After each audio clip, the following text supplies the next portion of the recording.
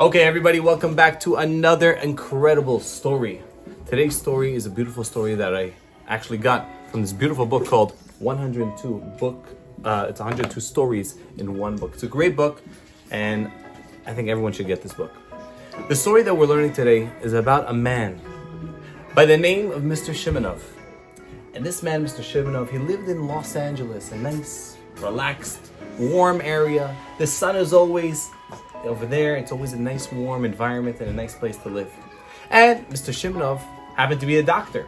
So they didn't call him Mr. Shimonov, they called him Dr. Shimonov. And this man, Dr. Shimonov, not only was he a doctor, but he also used to give a lot of tzedakah, a lot of charity.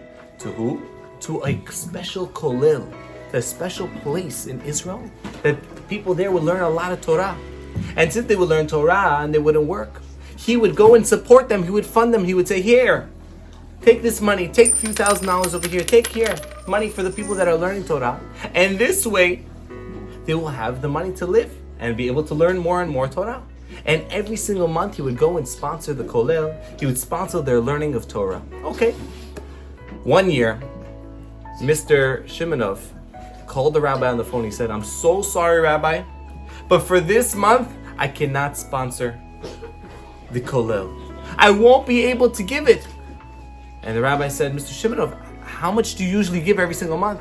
He said, I give $12,000 a month. And I'm sorry, my business is not so good. I'm not making so much money. And I won't be able to give the $12,000 over to the kollel, to the people learning.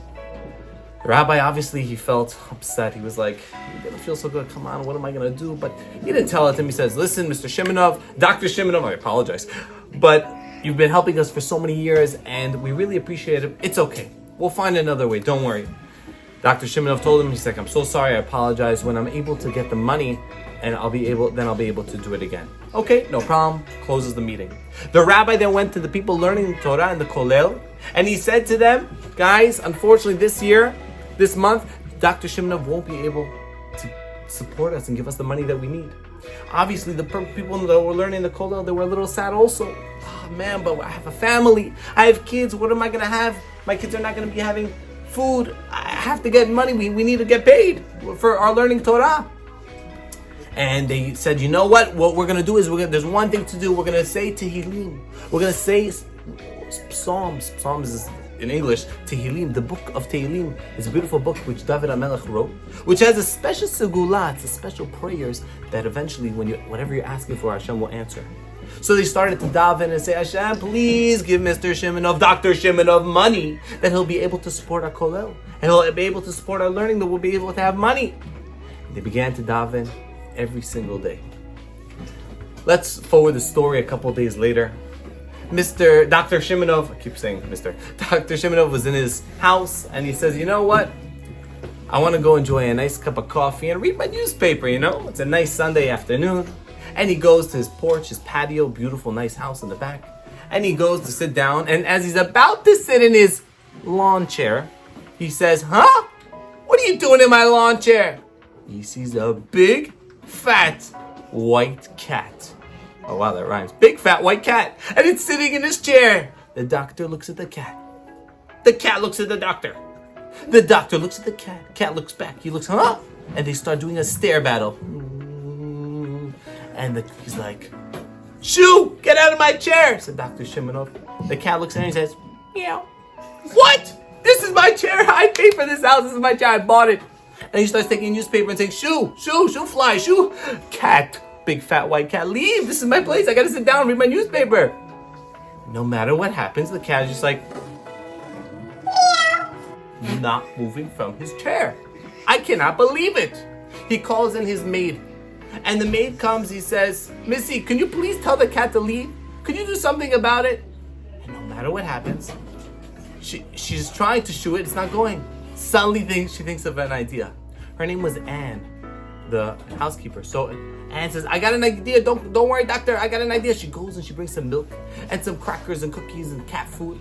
And she brings it outside. And lo and behold, the cat comes and she's holding it.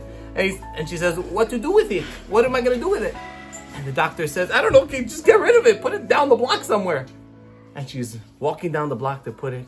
And finally he sits down. Oh, finally cleans it up. All these little cat cat hairs on it. And he sits down. And as he sits down to read his newspaper and drink his coffee, he looks at the newspaper, and in the front of the newspaper, there's an ad that says, "Lost cat. Sandra is very precious to us. If you find our lost white fat cat, please call this number." And there's a number on the bottom. And then above the number, you see a picture of the exact cat he just saw. Oh my gosh! Right away he calls Anne, the housekeeper, the cleaning lady. Anne, come back. Well, everything okay, doctor? Yeah, just come back. She finally comes back, runs back in. What happened? I was just about to drop the cat. You still have it? Yeah, it's right here. She shows him the cat.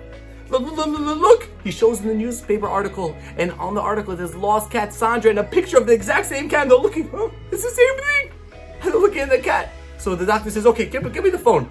Gets the phone, calls the people. Hi, is this your cat? I have a cat. Is this it? And he starts explaining, yeah, the big one, yeah, the fat one, yeah, the white one. That's our cat. They see on the speakerphone. Okay, can you please come very soon, because I'm not really a cat person. I want to give it back to you. He's trying to think in his head. Dr. Shimonov is a Jewish person, of course.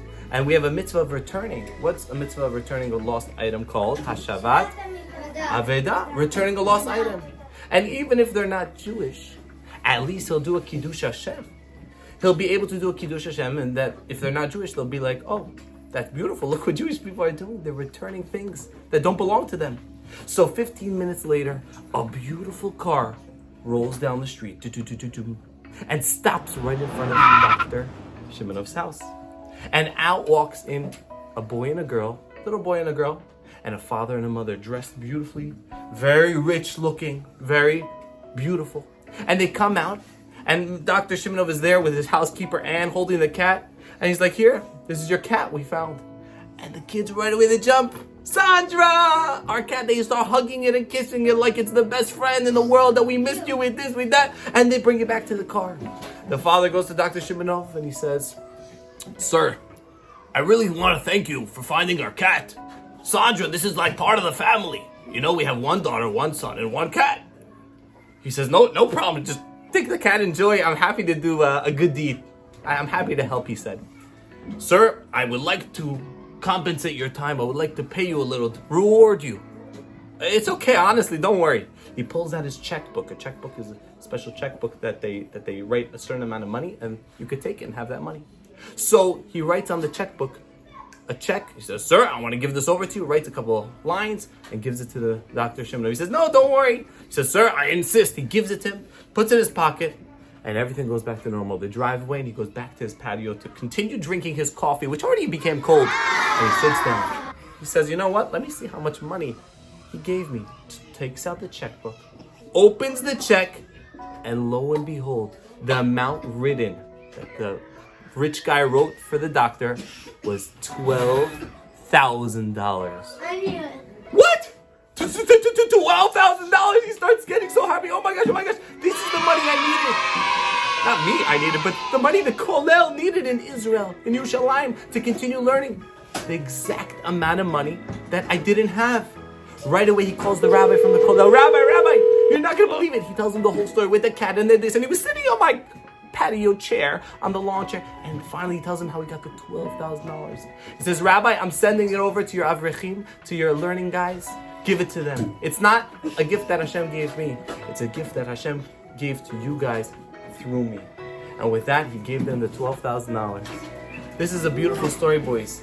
But we see one of the most important things in the story is that if a person prays, you see all the avrechim, all the Kollel guys, they said Tehillim, they were davening. Prayer is very important. And we will make sure that all of us pray with so much kavanah, as much as we can. Have a great day.